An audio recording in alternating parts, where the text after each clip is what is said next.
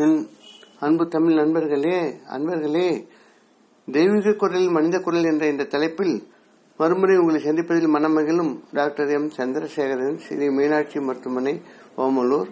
இப்பகுதியில் நாம் திருவள்ளுவர் எழுதிய குரல்களுக்குண்டான சிறுகதைகளை பார்த்து வருகிறோம்.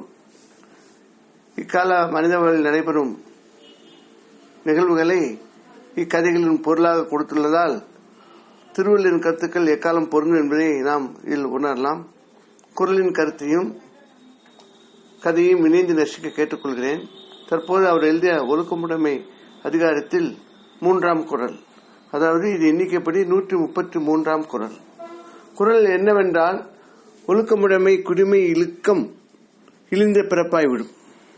பொருள்: ஒழுக்கமுடையவராக வாழ்வதே உயர்ந்த குடிப்பிறப்பின் தன்மையாகும்.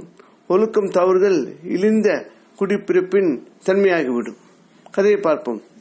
தனசாகர் தனக்காரர், உயர் ஜாதியில் பிறந்து ஏழை குடும்பத்தில் பிறந்து உயர் ஜாதிக்கு அரசு சலுகைகள் இல்லா சூழலிலும் வளர்ந்து சாதித்தவர் என சொல்வர். திருப்பூரில் டெக்ஸ்டைல்ஸ், மதுரையில் மால், சென்னையில் லாட்ஜுடன் டூரிசம் டெவலப்மெண்ட், சேலத்தில் பழம் பதனிடும் தொழில், கன்னியாகுமரியில் கடல்சார் பொருள் பேக்கிங், தூத்துக்குடியில் ஏற்றுமதி இறக்குமதி தொழில் என்று விரிந்துள்ளது அவருடைய தொழில். அவருடைய 55 வயதில். மனைவி ராஜம், கல்லூரி படிக்கும் மகன் மகேஷ், மகள் சுகாசினி என குடும்பம். மனைவி கலாச்சாரம், ஆன்மீகம், பண்பாடு என்ற கொள்கையுடன் பொது சமூக ஆன்மீக வேலைகளில் சேவைகளில் நாட்டமுடையவர். தற்போது தனசாகர் நடத்தி வரும் சேரிட்டி டிரஸ்டின் நிர்வாகி மனைவி ராஜம். தனசாகர் பல இடங்களுக்கு தொழில் காரணமாக சென்று கொண்டே இருப்பதால் தனது பங்களாவில் இருப்பது, குடும்பத்தில் பழகுவது மிகவும் குறைவு. பிள்ளைகள் தாயின் வளர்ப்பில் வளர்ந்தனர். தொழில் அலைச்சல் என்று செல்லும் தனசாகர் குணத்தால் உயர்ந்தவர் என்ற பெயர் எடுத்தவர். அவரது குடும்பம் தொழில் செயல்பாடுகளால் அவ்வப்போது வரும் ஆரோக்கிய குறைவுக்கு ராஜம் அவரை மருத்துவருடன் அழைத்துச் செல்வது வழக்கம். அலைச்சல், தவறான உணவு, ஓய்வின்மை என்று எண்ணி ராஜம் கணவரிடம் அலைச்சலை குறைத்துக் கொள்ள சொல்வார். இன்றைய டெக்னாலஜி சூழலில் வீட்டில் இருந்தே நிறைய நிர்வாகம் செய்யலாம் என்று கூறுவதை தனசாகர் ஏற்க மாட்டார். தானே முன்னின்று நடத்த வேண்டும் தொழிலை என்று கூறுவார். அவரது நிரந்தர டிரைவர் கந்தசாமியிடம் 40 வயது, 20 வருட சர்வீஸ். தனசாகர் ஆரோக்கியத்தை பார்த்துக்கொள்ள ராஜம் சொல்வார். டிரைவர் பதில் கூறாமல் தலையாட்டுவார். ராஜம் தனக்கு 54 வயது, பலகீனம் அதிகமாக இருக்கிறது. எனவே கந்தசாமி மனைவி நீலாவை தனக்கு துணையாக வீட்டு வேலைக்கு அனுப்பு என்று டிரைவரிடம் கூறினால் நல்ல சம்பளம் தருவதாக கூறியும் கந்தசாமி கண்டுகொள்ளவில்லை. இதில் ராஜம் வருத்தம் அடைந்ததை கந்தசாமி பொருட்படுத்தவே இல்லை. காரணம், தனசாகர் வெளியில் செல்வதே மது, மாது, சீட்டு, போதைப் பொருட்கள் மகிழ்வுக்காகத்தான். ஒவ்வொரு இடத்திலும் ஒரு ஆள் நியமித்து ஏற்பாடு செய்து அது மகிழ்வார். ஆனால் இது பரம ரகசியமாக வைத்துள்ளதாக நினைத்துக் கொள்வார்.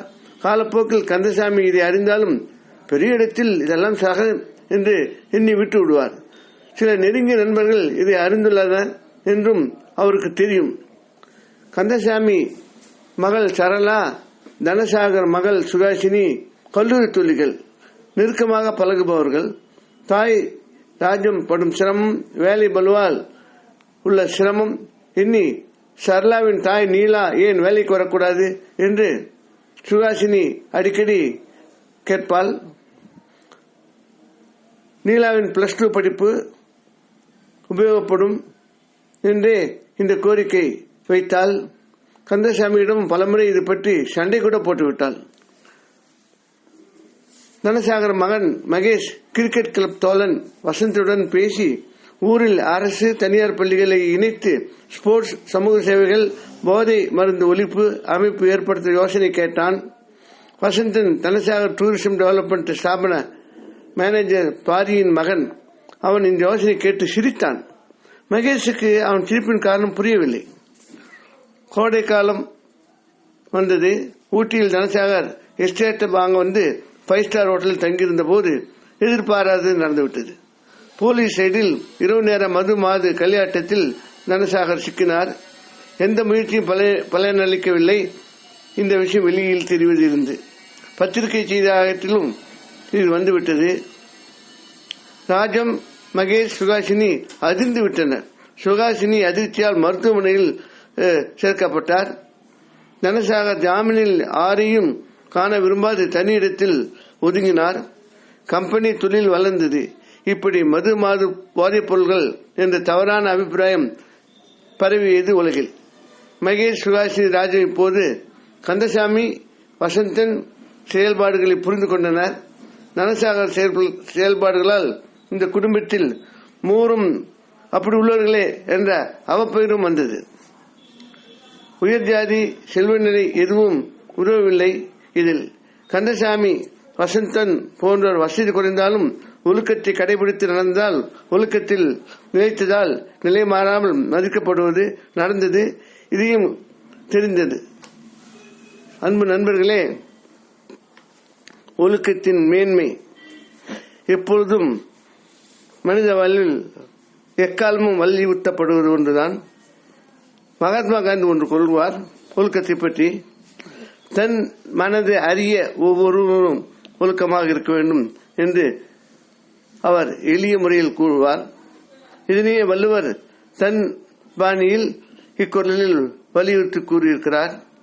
ஜாதியால் ஒழுக்கம் இல்லை, ஒழுக்கத்தால் ஜாதி என்பது இந்த குறளின் பொருளாக கூட நாம் கொள்ளலாம். இத்துடன் கதை முடிகிறது. வேறொரு குரலுடன் அதன் கதையுடன் கருத்துடன் பொருளுடன் உங்களை சந்திக்க விரும்பும் டாக்டர் எம். சந்திரசேகரன், ஸ்ரீ மீனாட்சி மருத்துவமனை, ஓமலூர். இக்கதையில் வரும் நிகழ்வுகளும் படங்களும் கற்பனையானவை. அவை யாரையும் குறிப்பிடுவதும் அல்ல. அவை கதை சொல்ல வந்தவை. இக்கதையினை பிறருக்கு அனுப்பி தமிழ் இலக்கிய சேவை செய்ய கேட்டுக்கொள்கிறேன். மனங்கவர் என் முருகன் அருளால் தமிழ் மேலும் வளர்ந்திட வேண்டி உங்களிடம் விடைபெறுகிறேன். வாழ்க தமிழ், வாழ்க திருவள்ளுவர், வாழ்க திருவள்ளுவர். எண்ணங்களும் செயல்களும். வணக்கம்.